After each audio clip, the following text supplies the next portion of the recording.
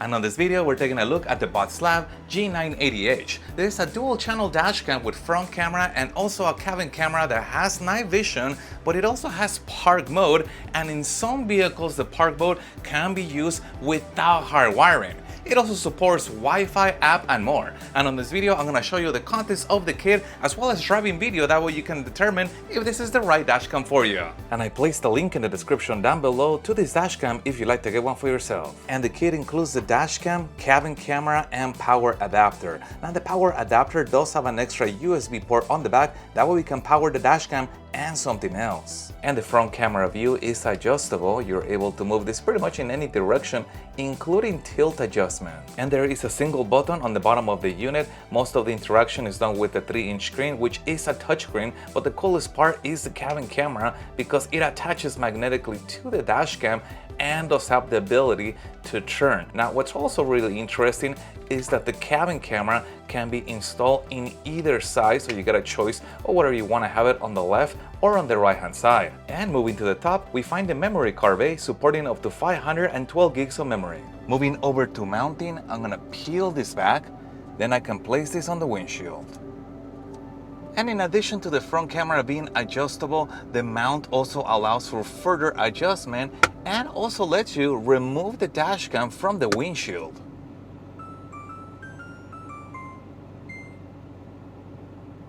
Begin recording. And this is the BOTSLAB G980H front and cabin camera version. And we can see the front view right here and the cabin on the smaller split view. And you can also swipe on the screen and that will expand the view, and double tapping on the screen will switch over to the view, in this case the cabin. Now you can also go back to the split view by swiping in this direction, and then if you double tap on either one of those sides, then it's gonna switch the cameras for you around. Now swiping from the top brings up a quick access menu that allows you to turn off the emergency video, which is the ability for the dashcam to detect when you get into a car crash and flag and protect that section of the video for prosperity, and also to disable the cabin camera or to disable the microphone in case you wanted to have a top secret conversation. And you can also adjust the volume right here if you needed to. Additionally, the button on the bottom Dashcam is continually recording. allows you to turn off the screen while the dashcam continues to record in the background. But probably one of the coolest features of this dashcam is gonna be that rotating cabin camera, because it really gives you full control of what you wanna capture. If you all of a sudden you need capture from the side, and if you wanted to adjust either the cabin camera or the dashcam itself, you have a lot of flexibility as far as where you want the cabin camera to be pointed at, and also whether you wanted to have it on the left hand side or in the right hand side like I have it. Now also, if you tap on the screen, you get access to this menu. Now this little exclamation mark, if you tap it, that is going to flag and protect the section of the video that is currently being recorded as important. And we also get voice control. Let's try it out. Take photo,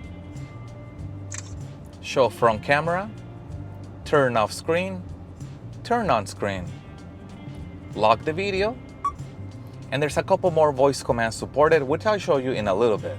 Also, there is this icon, and what this does, it gives you access to the playback menu. Now on the playback menu, they have sorted out the videos as in loop video. This is normal video, potentially us driving around, maybe nothing exciting happened there. Emergency video, this is video flagged by the dashcam or by you as important, and parking monitoring videos. And then you have time-lapse videos, candid video, and photo. But let's go back to normal video.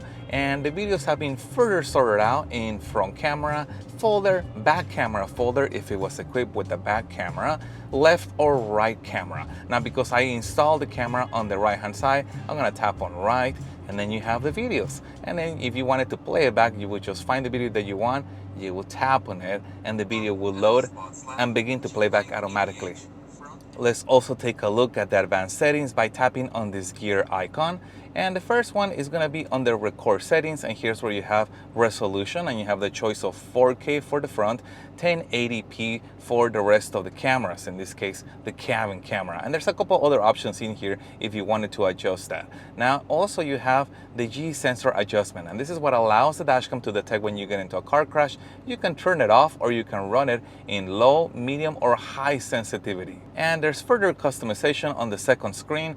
This one right here that says cabin IR hardwire light. This is the night vision system for the cabin camera. You can turn it on by enabling this. Now, normally enabling that will also give you somewhat either of a black and white look or a greenish look, and you'll see what that looks like when I go driving around. If you don't want to have the night vision, if you prefer color video, you can turn that off. Just remember that if you disable the night vision, sometimes even though it might be in color, it might look a little bit darker. So I normally prefer to enable the night vision capability even though I lose some of the color. And on the next page of settings, you have more adjustment, and here's where you can disable audio recording permanently if you only wanted to record video, and also the watermarks on the video that's recorded can be customized. You can turn off either the BOTSLAB logo, the coordinates, and also on their built-in speed, you can select in here between miles per hour or kilometers per hour. Moving over to park mode, it does require the optional hardwire kit to enable this, and you get G sensor, which is impact detection, detecting an impact when the car is parked, and the sensitivity of that sensor is adjustable. But additionally, if we go on here, we get the option of time-lapse video, or we can have it in sentry mode, which is motion detection. Now notice that if you switch over time-lapse, obviously that disables motion detection, but you can combine motion detection and also the parking monitor G sensor, which could potentially give you the best video coverage as far as what that park monitor will detect. Now under time, here's where you're able to limit the time if you wanted to reduce that down to 8 hours or as much as 24 hours. And then there's also this electric vehicle protection. Now this option is not just for EV vehicles. It also works in some gasoline powered vehicles. Some gasoline powered vehicles and some EV vehicles have power to their 12-volt socket all the time, which could potentially allow you not to have to use the hardwire kit and still enjoy park mode, basically park monitoring. The dashcam will turn off 20 minutes after the car is parked and you're away from it, and if that socket has power, then the dashcam is gonna switch over to park mode, and you can decrease that to 10 minutes as far as when you want the dashcam to enter park mode. And on the next page, we get driving assist, and for this you got a fatigue reminder if you wanted the dashcam to remind you after a period of time to take a break. Moving over to system settings, here you have further customization of the speaker, whether you want the dashcam to make a sound when it turns on or on, and also a couple other things like language. And here's the languages that are included with this dashcam. Let's go back over here. Now the date and time, that's gonna come automatically from the GPS, and all you have to do on here is tell the dashcam what time zone that you are located, and the GPS will automatically select the correct date and time. And on the next page, there is adjustment for the rear camera. If you had one installed, you will be able to flip the view horizontally. Obviously, we don't have a rear camera on here. And also on their screen display, you are able to enable the screensaver function, basically for the dashcam to switch off from showing you video and switch on to a screensaver. And here you can select what the screensaver would be, either a clock, and this is what it looks like, or you can have it set to dynamic, and here's what that looks like, or you can have it turn off the screen. And on the next page, we get LCD brightness. Now this actually supports auto adjustment of the brightness of the screen, which is helpful. That way at night, the brightness decreases so it doesn't blind you. And here's also where you can enable or disable the voice commands. And here's the list of voice commands that are supported. And if you wanted to use the app to connect to the dashcam, you would want to go to Connect App. And here you have a barcode that allows you to download the app and also access to the Wi-Fi settings, which includes enabling the 5G Wi-Fi for faster downloads and also turning on or off the Wi-Fi. And the app is called BOTSLAB, and it allows you to do a couple things. First off, it allows you to connect to the dashcam and get a live view coming from it. And you can also use it to download videos from the dashcam and also customize the dashcam. Let's take a look at live. Now here you have the live view coming from the front camera and also the cabin camera. Now this can be especially helpful if you're trying to adjust the dashcam and you want to see it in a little bit of a bigger screen. And the replay function allows you to access the videos that are on the dashcam directly from your phone. And they have been sorted out into emergency videos, loop video, which is normal video, potentially us just driving around, maybe nothing exciting happened there, time-lapse recording, parking monitoring videos, video capture, and also photos. If you recall, we took several photos using the voice command option. Now to play back a video, you just tap on the video, Begin recording. and the video begins to play back automatically. You could also enlarge the video if you wanted to see it a little bit of a bigger screen, and you can also zoom in onto that video. Now, another thing that you can do at this point, you can choose to take a screenshot of the video with this little camera icon, and that just takes a screenshot. Or what you can do, if you wanted the entire video, you can download the video from the dashcam to your phone for safekeeping. And you can also access the dashcam settings with the little settings icon. And these are essentially the same settings that I showed you on the dashcam. You're also able to change them directly from the app, which is convenient if you want to do it on a larger screen as opposed to doing it on the dashcam directly. But now that I've shown you the features of the app, let's go ahead and take a look at some driving video, including the audio test. And this is an audio test of the BOTSLAB G980H, and I am sitting on the driver's side seat. I also want to show you, as far as the cabin rotation, this is what it looks like when you start to rotate the camera. It's very advantageous, especially if you're trying to capture something outside the vehicle. And this is an audio test of the BOTSLAB G980H, and I'm standing outside the driver's side door.